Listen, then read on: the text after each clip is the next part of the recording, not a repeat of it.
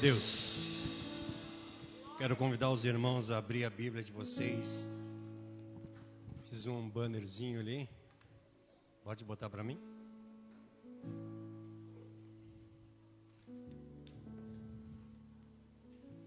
Hoje vamos basear em Hebreus 12:6, que diz para nós: porque o Senhor corrige a quem ama e açoita todo filho a quem recebe. Oramos. Querido Deus e amado Pai, queremos erguer a nossa oração à Tua presença mais uma vez, te agradecendo pelas maravilhas que Tu tem feito em nossas vidas. Abençoa o nosso viver, dá-nos condição de conhecer cada vez mais a Ti, fazer a Tua vontade todos os dias do nosso viver, e assim, Senhor, glorificar, honrar e exaltar o Teu nome, que é digno de honra, glória e poder.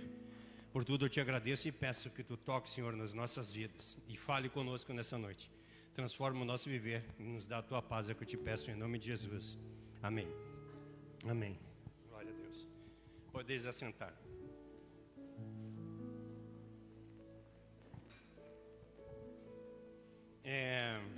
Terça-feira nós estávamos, a Bia fez a pregação e eu disse: meu Deus, como Deus é bom.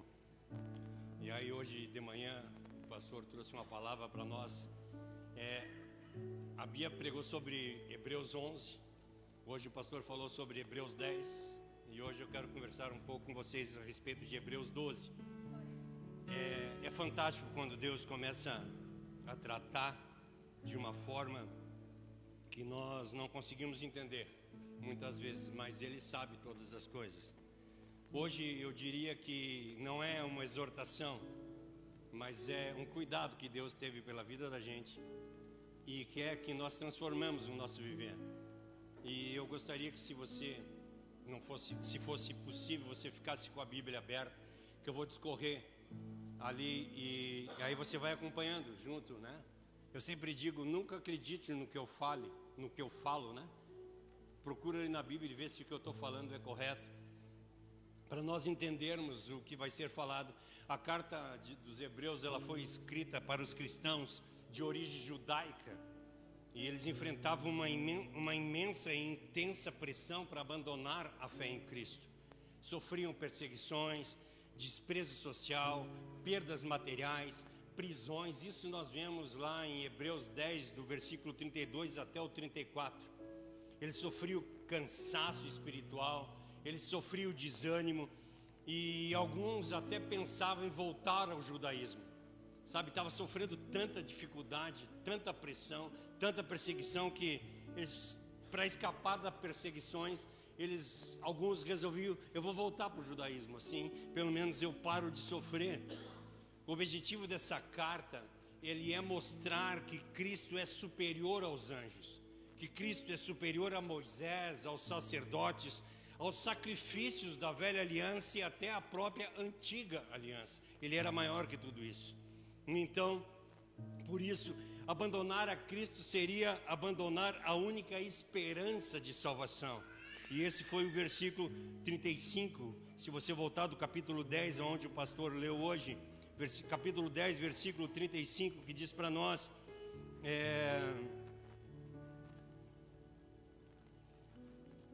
portanto, não percam a coragem, pois ela traz uma enorme recompensa.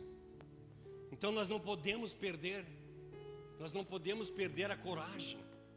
Quando a gente está passando por sofrimento, quando nós estamos passando por amargura, por dificuldade, se você olhar no versículo 32, 33 e 34, fala a respeito dessas perseguições que os hebreus estão sofrendo. E aí ele chega no 35 e diz: vocês não podem cansar, vocês têm que ir para frente.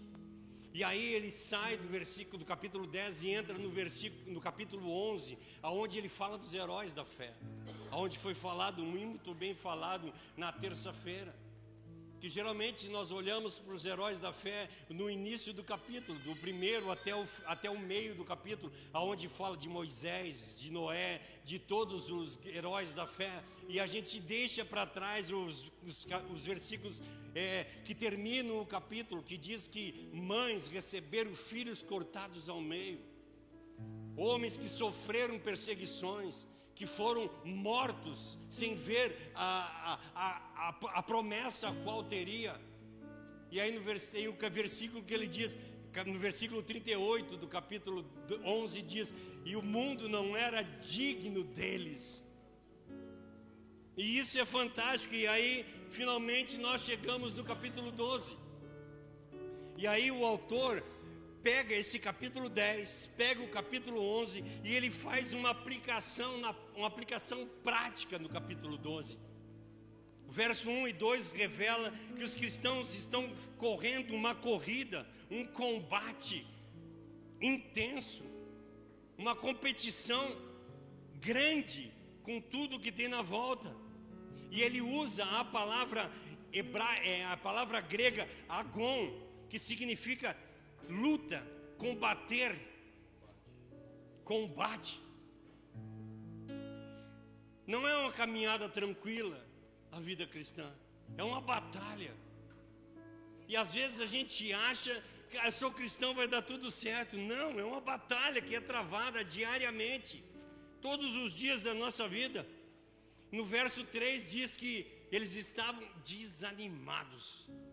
E isso acontece conosco. A pastora começou o culto dizendo que às vezes nós estamos desanimados.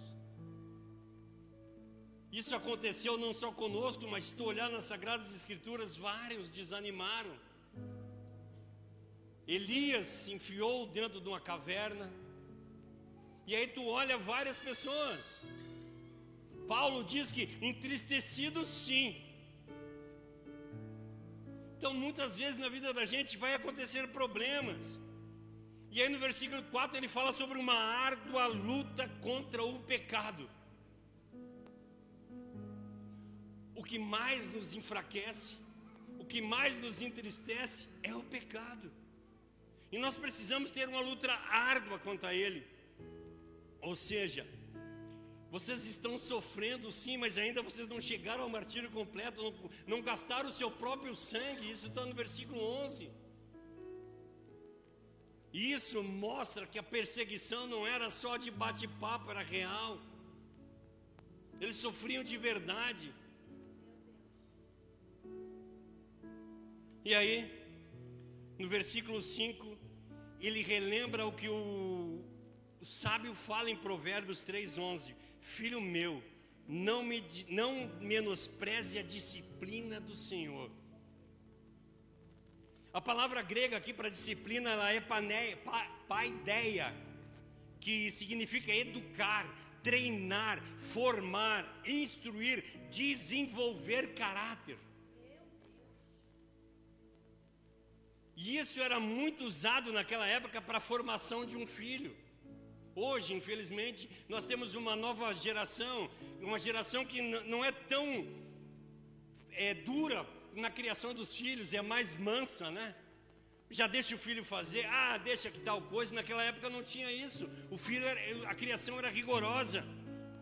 E aí ele entra no versículo 6, ao qual nós lemos, que também está escrito em Provérbios 3:12, que diz, ele usa o verbo paidel, aonde ele diz que é correção, que significa, além de punir, educar, treinar, preparar e formar o caráter da pessoa. É sobre isso que Deus está falando.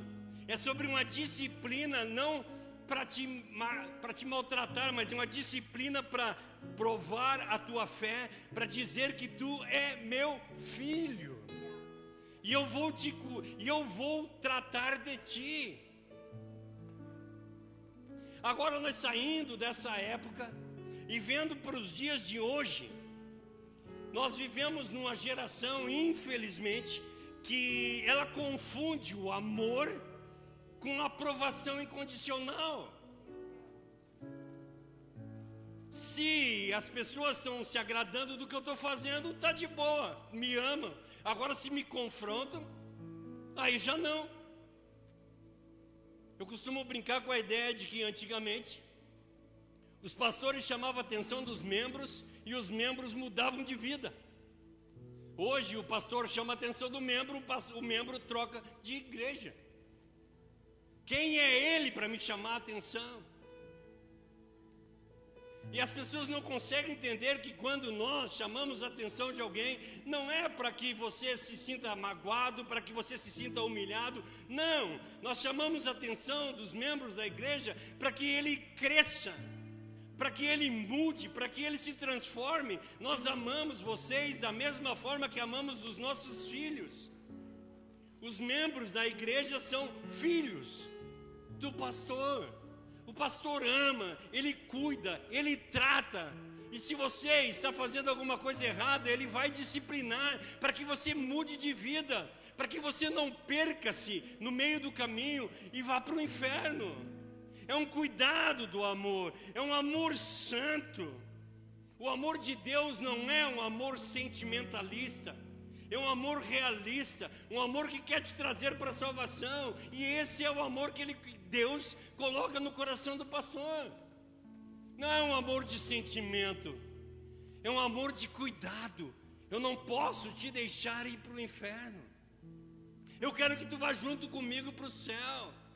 Eu anseio que todos nós um dia nos encontremos no reino dos céus para tomar a ceia do Senhor, não pelas mãos dos diáconos, mas pela mão do próprio Cristo. Isso é a vida cristã, é nós cuidarmos um do outro. Cuidar um do outro, não cuidar da vida do outro. O amor de Deus é um amor santo.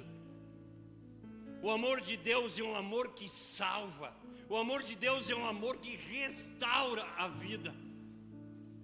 Então, há momentos na vida da gente que Deus vai fechar as portas, vai desmontar os nossos planos, vai permitir em nós lágrimas, vai confrontar o nosso coração. Não porque Ele deixou de nos amar, justamente ao contrário, é porque Ele nos ama profundamente. O inimigo, sim, ele veio para matar, roubar e destruir, mas Deus permite que nós passamos por processos dolorosos para que nós fôssemos curados.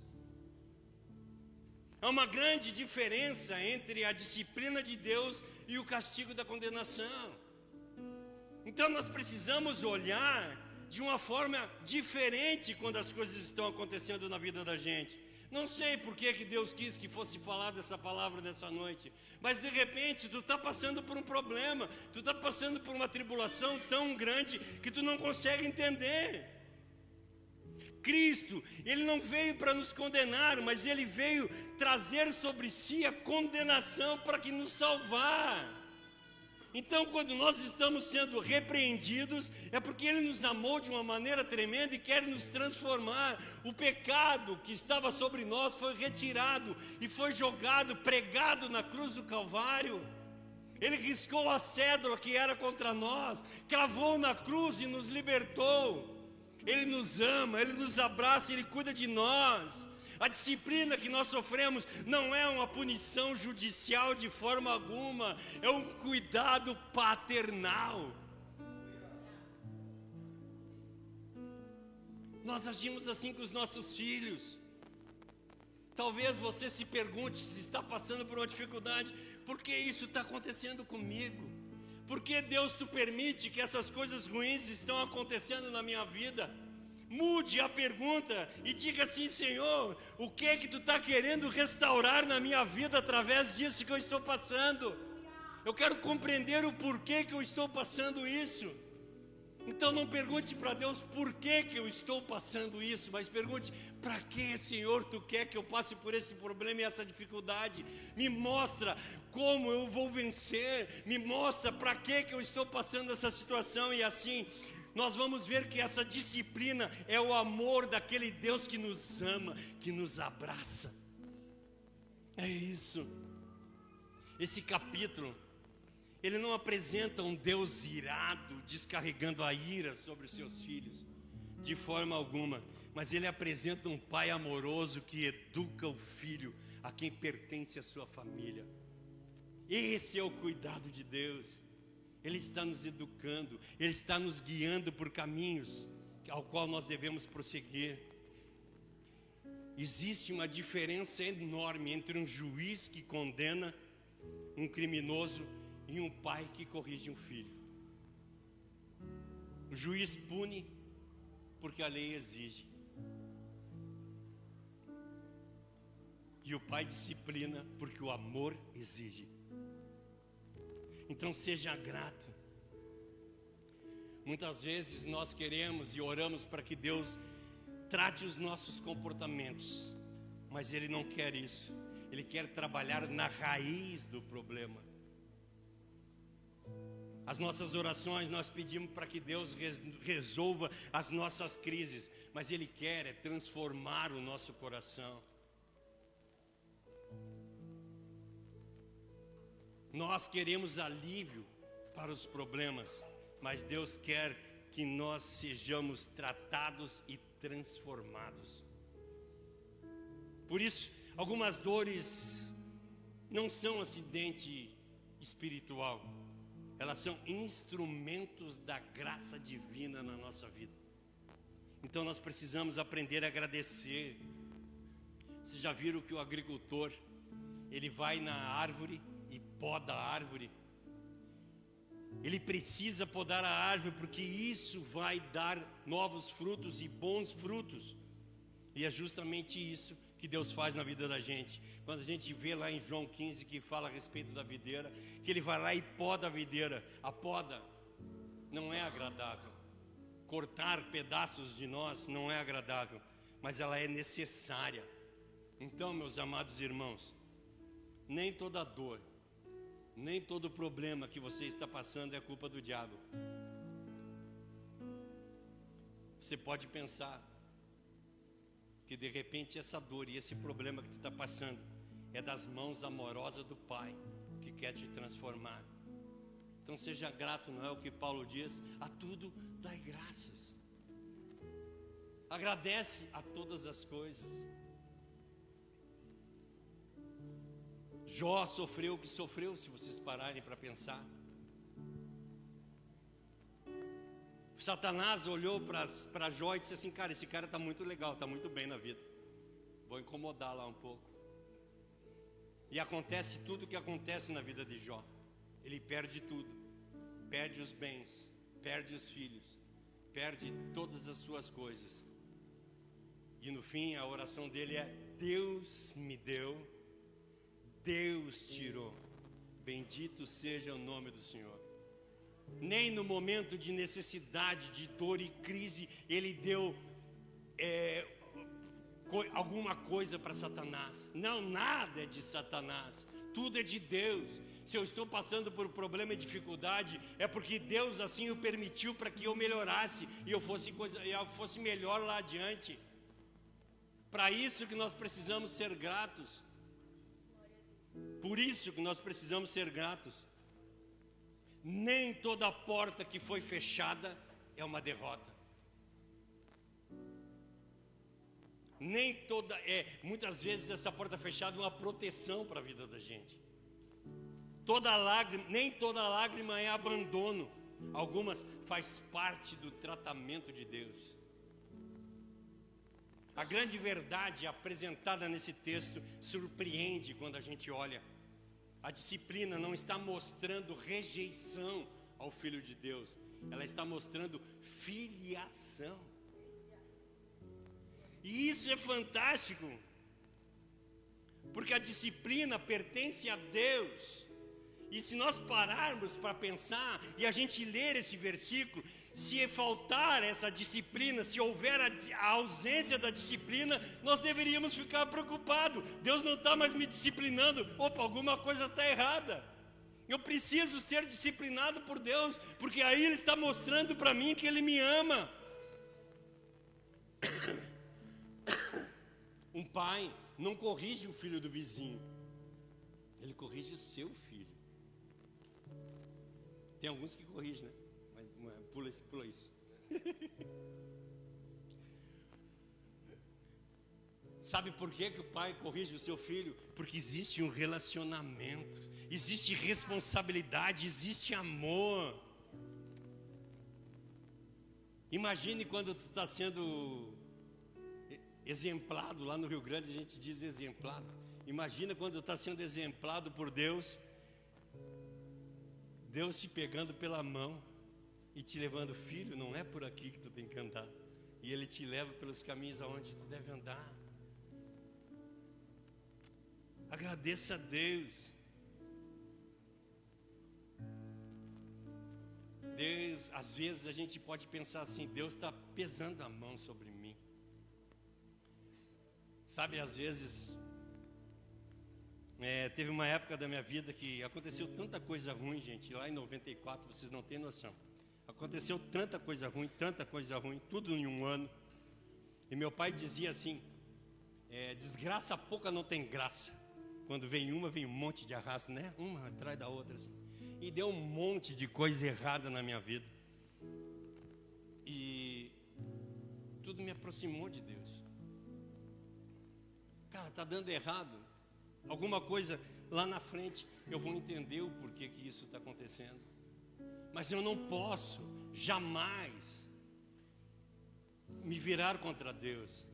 Lembra o que diz Abacuque? Mesmo que a figueira minta, mesmo que não haja gado no curral, vamos trazer para os dias de hoje, mesmo que eu seja despedido, que eu não tenha como pagar minhas contas, que a minha família me abandone, a mulher vai embora, os filhos também, meus amigos virem as costas para mim, a igreja me escurrace e me mande embora, mesmo que tudo esteja errado e eu fique doente e não tenha dinheiro para comprar remédio, tu seria capaz de dizer, Deus continua sendo Deus? Eu fiz uma postagem de brincadeira essa semana a respeito da Copa do Mundo, que os cristãos cantando lá, eu não me lembro a música que eu botei, mas Deus é tudo para mim, isso e aquilo, aquele outro, e aí chega na hora do Brasil jogar na Copa, a gente abre mão. O que é a prioridade na vida da gente? Não estou falando de jogo, não, de forma alguma. Eu estou falando que muitas vezes a gente abre mão de Deus por qualquer coisa. Deixa eu fazer uma pergunta. Essa semana eu li um testemunho de um pastor que ele disse assim, uma irmã ligou para mim e disse assim, pastor, eu não vou no culto hoje que eu estou muito cansada. E assim passou 3, 4 cultos ela não indo porque estava muito cansada. E a gente fadiga às vezes. Tem vezes que a gente está tão cansado que a gente não quer vir no culto. Aí o pastor perguntou para ela, minha irmã, deixa eu te fazer uma pergunta. Quando tu está cansado, tu não vai trabalhar?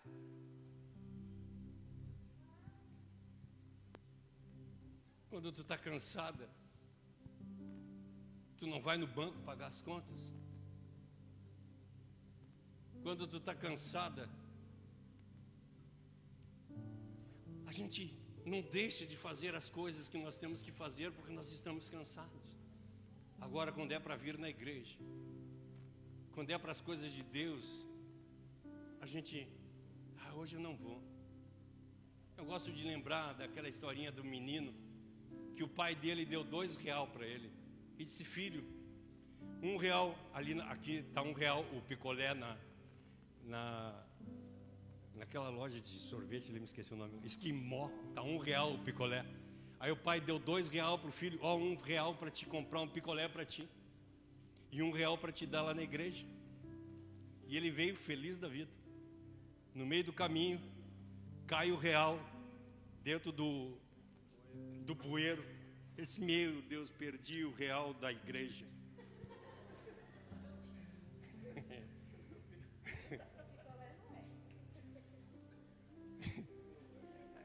É triste se não fosse, é engraçado se não fosse triste, né?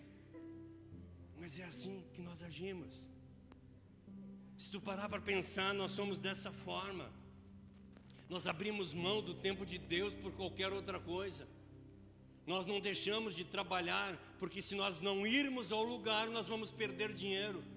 Se nós fizermos tal coisa, nós vamos perder tal coisa. E a gente nunca pensa que se a gente não fizer as coisas para Deus, a gente vai perder a salvação. Não, perder a salvação não vai. Mas não vai perder a graça de Deus. vai perder a presença de Deus naquele momento, e isso é fantástico. O que é que me entristece, sabe? A palavra de Deus para nós assim: alegrei-me, Salmo 122, se eu não me engano, versículo 1. Alegrei-me quando me disseram, vamos à casa do Senhor.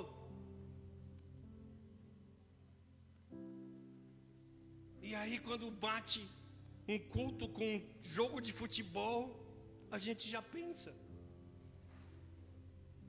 Com aniversário de um parente. Mais uma vez, eu não estou falando de futebol, eu estou falando de qualquer outra coisa. Ó, o fulano está de aniversário. Meu filho se mudou para São Paulo e está morando lá faz quase um ano. E dia 15 agora ele está de aniversário. E eu disse para a esposa, nós vamos passar o aniversário dele com ele. Ela ficou feliz da vida. E aí eu cheguei uns 3 semanas, 4 semanas atrás aqui. A pastora Natália falou que nós vamos ter dia 17, 18, 19, o quê? Encontro com Deus. Eu disse, ixi. E agora, cheguei em casa e disse para a esposa, cara, não vai dar para ir. Vamos na outra semana. Ela emburrou. Ficou braba. Não, porque já tinha tratado isso e aquilo. Assim, entendo. Esqueci o nome. Quando quer, já tem uma coisa certa e tu perde ela, esqueci agora como é que é. Ela ficou triste com aquela situação. Mas para mim, as coisas de Deus são muito mais valiosas. E aí eu disse para ela, Dilce, por favor, esse retiro está marcado há 4 meses já e eu tinha me esquecido. Aí ela disse para mim assim, o aniversário dele faz 33 anos que é no mesmo dia. Aí fica difícil do cara.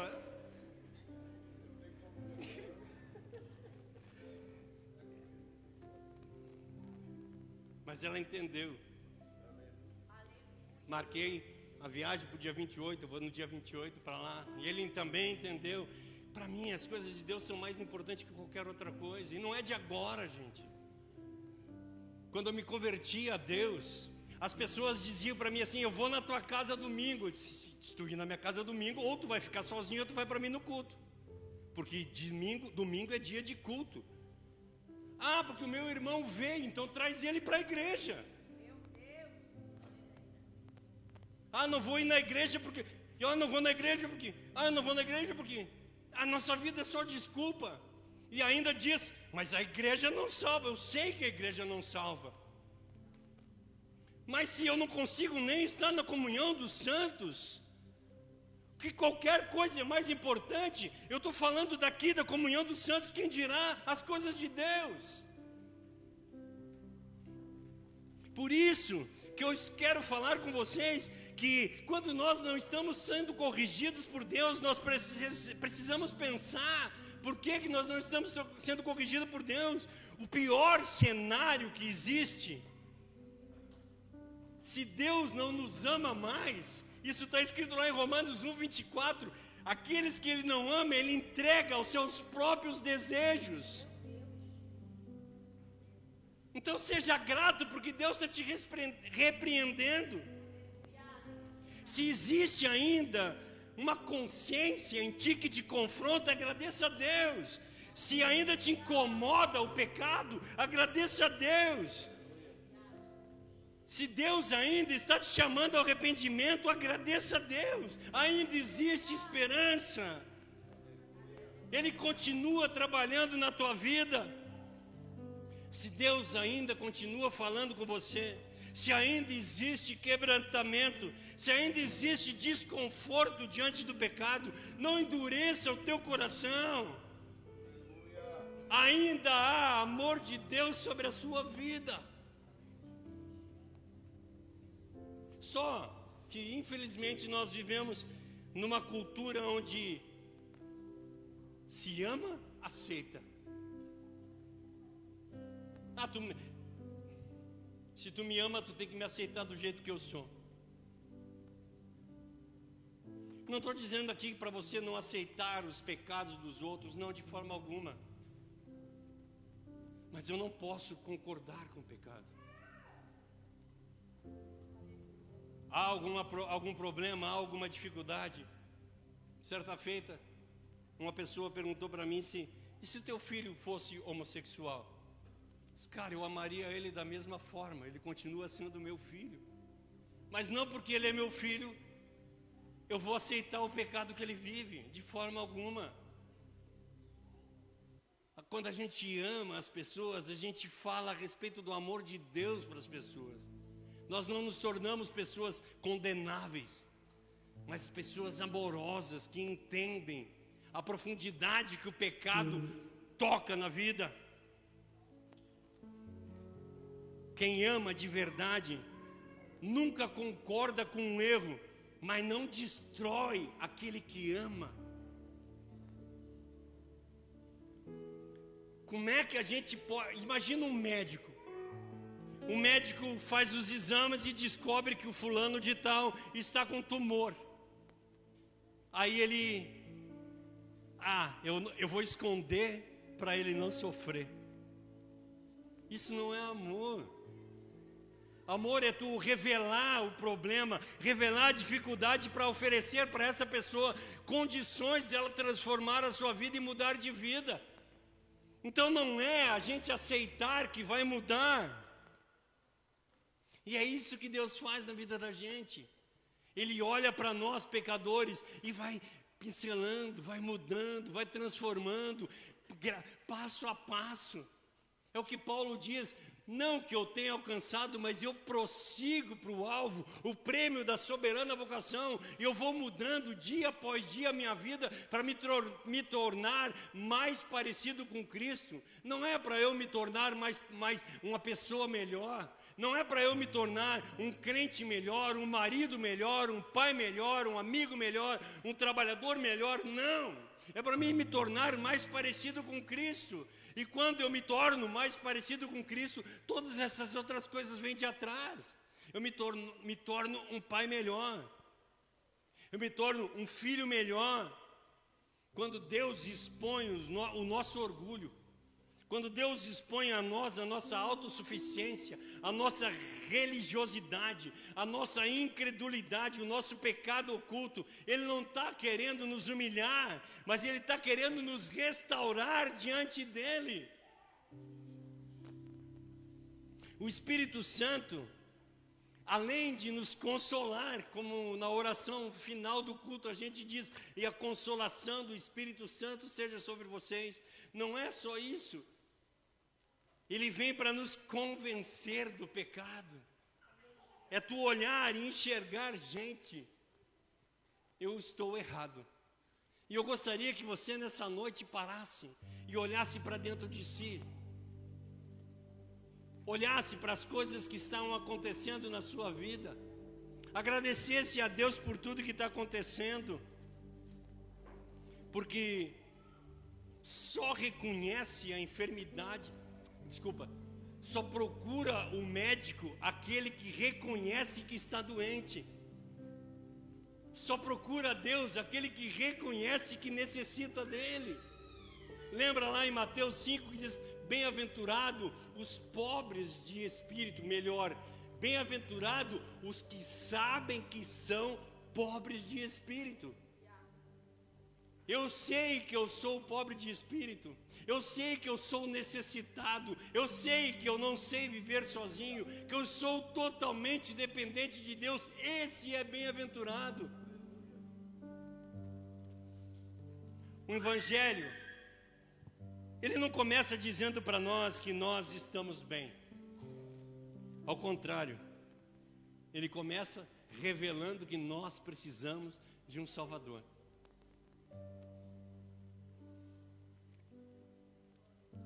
Não sei se tu já ouviu a voz de Deus, Ele te chamando. Não sei se tu já ouviu a voz de Deus confrontando o teu pecado. Mas se já ouviu, creia, essa voz é para a tua salvação. Sabe quando a gente...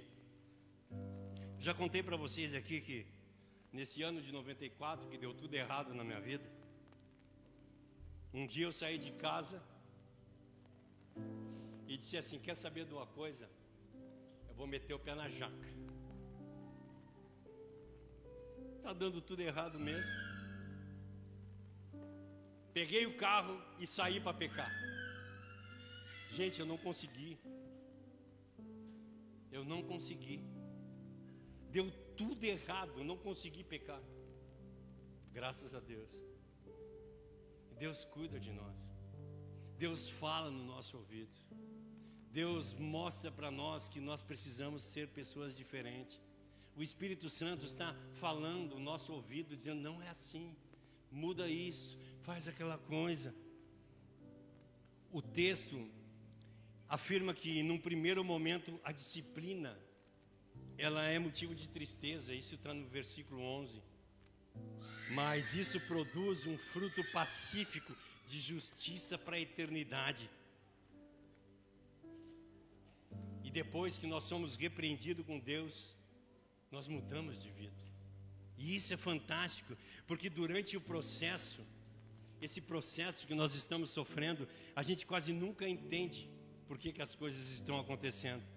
Se tu parar para pensar, olha na Bíblia, José não entendeu o poço. Ele não entendeu a escravidão e muito menos a prisão onde ele ficou. Mas depois Deus conduziu ele. Mas Deus conduziu ele em cada etapa. Cuidou de cada coisa. Teve um irmão, foi o Bruno, eu acho, que pregou, né, a respeito de José, que contou da história. Foi, né, Bruno? Bruno, foi tu que pregou a respeito de José, né? Não me lembro agora quem foi que pregou a respeito de José. Foi o Max? Ah, foi o Max que pregou a respeito de José. Tudo que foi acontecendo, a gente não consegue lembrar tudo, né? Tudo que aconteceu com ele, cada coisa Deus cuidou. Os irmãos dele viam ele como arrogante. O pai dele via como amado, mas Deus via ele como governador do Egito. Sabe, é isso que nós precisamos entender. Pedro não entendeu o quebrantamento depois que ele negou. Só que aquele choro preparou ele para cuidar de um rebanho de Cristo. O filho pródigo precisou experimentar a fome para depois voltar para casa. Tem dores que nos levam de volta para o Pai. Às vezes Deus permite que os nossos ídolos falhem, que os nossos recursos acabem, que as nossas forças desapareçam. Não é porque Ele deseja a nossa ruína, mas Ele quer que nós voltamos para que Ele seja o centro da nossa vida. Melhor entrar no reino dos céus com o coração quebrantado do que permanecer endurecido no caminho da perdição. Então que nós possamos realmente transformar o nosso viver. Talvez hoje você esteja vivendo um processo ao qual você não entenda. Talvez você esteja passando por dor, por dificuldade. Então, a única coisa que eu te peço é não desperdice essa dor que você está passando, mas permita que você volte ao arrependimento, à maturidade cristã, à dependência de Deus. Ah, mas tem gente aí que prega que quando a gente se torna cristão, os problemas se acabam. Mentira. É mentira. Ah, porque quando a gente é cristão, a gente vai ter uma vida boa e vai ser rico. Mentira. Não estou dizendo que tu não vai ser rico, mas se der tudo certo na vida, se for para ser cristão tem que dar tudo certo na vida. O cara cristão, ele dá tudo certo, tudo que ele faz dá certo. Tu olha para a vida de Jesus, então ele era um cara totalmente não era cristão, porque tudo deu errado na vida dele. Tu olha para Paulo, tudo deu errado. Tu olha para Pedro, tudo deu errado. Tu olha para Estevão, tudo deu errado. Tu olha para todos esses caras, tudo deu errado. Por que na nossa vida tem que dar tudo certo? É que nós temos a visão de olhar, né? Até esse dia eu vi assim: Jacó era rico, Salomão era rico, Isaac era rico. Por que eu na minha época eu tenho que ser pobre? Mas ele esquece de olhar que João Batista não tinha roupa para vestir. Comia gafanhoto com mel, vestia pele de carneiro, morava no deserto. E a palavra de Deus diz que Ele é o maior de todos. E eu preocupado com meus probleminhas. E aí a gente não olha para a vida de Cristo. Se tu parar para pensar em sofrimento, esse é o auge do sofrimento. E o pior de tudo, Ele sofreu o que sofreu não porque Ele merecia, mas porque nós merecíamos. Ele suportou tudo por amor a nós, levou sobre si as nossas dores, os nossos pecados, o castigo que nos traz a paz foi derramado sobre Ele, e pelas suas pisaduras nós fomos sarados. Isaías 53. Concluindo, meus amados irmãos, talvez você esteja vivendo dias difíceis. As portas se fecharam, existem lágrimas no teu viver, quebrantamento, silêncio, não ouço mais a voz de Deus. Antes de concluir que Deus te abandonou, pergunte: será que Deus está me restaurando? A disciplina não é agradável, como eu falei no início, mas ela é profundamente amorosa. Mesmo que Deus quebre o seu orgulho, o que Ele deseja é o teu coração. Mesmo que Deus confronte o pecado, ainda assim Ele te perdoa. Mesmo que Deus faça a poda, corte partes de ti, é para que tu floresça, para que tu cresça. É o Senhor dizendo: filho, eu te amo demais para te deixar do jeito que tu tá. Eu preciso que tu mude. Talvez essa dor que tu está sentindo é real. Eu não estou dizendo para ti que não é. Não, de forma alguma. Mas mesmo com essa dor eu te garanto, o amor de Deus é muito maior do que qualquer dor que tu esteja passando.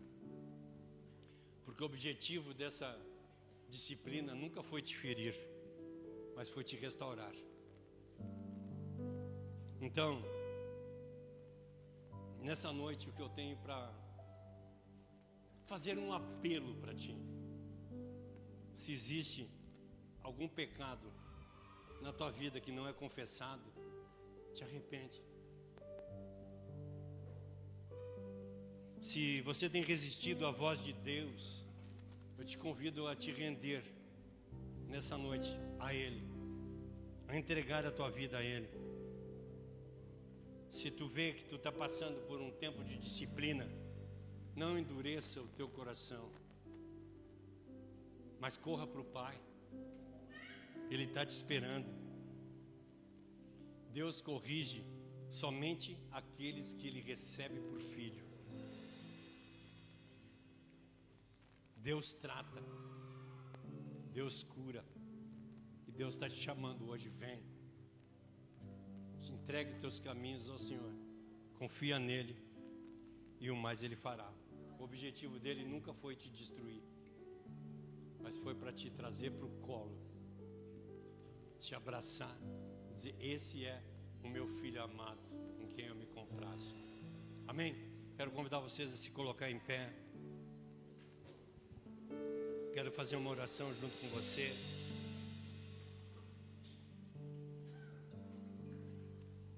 E se tu acha que essa palavra falou contigo, se teve alguma dificuldade que tu está passando, entregue a Ele hoje. Diga: Senhor, está nas tuas mãos a minha vida, está nas tuas mãos o meu querer, me transforma. Eu quero ser um vaso novo. Paizinho querido, eu quero erguer a minha oração mais uma vez à tua presença, te agradecendo, Senhor, por tudo que tu tem feito em nosso viver. Te agradecendo, Senhor, pela palavra que Tu nos trouxe, pela palavra que Tu nos dá, pela disciplina, Senhor, a qual nós temos passado, porque isso, Tu está provando o Teu amor para conosco. Então, Senhor, muda a nossa vida. Transforma, Senhor, o nosso viver. Faz de nós servos valorosos nas Tuas mãos. Pessoas que Te amem de uma forma tremenda. Pessoas que sejam cheias do Espírito Santo de Deus. E que nós sejamos, Senhor, verdadeiros adoradores, Pai. Não da boca para fora, mas que possamos Te adorar, não só no domingo, mas na segunda, na terça, na quarta, sucessivamente, Senhor, todos os dias, até a consumação dos séculos. Que nós possamos, Senhor, dia após dia, viver o Evangelho, viver o Teu amor e agradecer por tudo que tem feito em nossas vidas, porque Tu és soberano e nós Te agradecemos. Obrigado, Senhor, eu Te agradeço, em nome do Teu Filho Jesus Cristo. Amém. Amém. Glória a Deus, Senhor.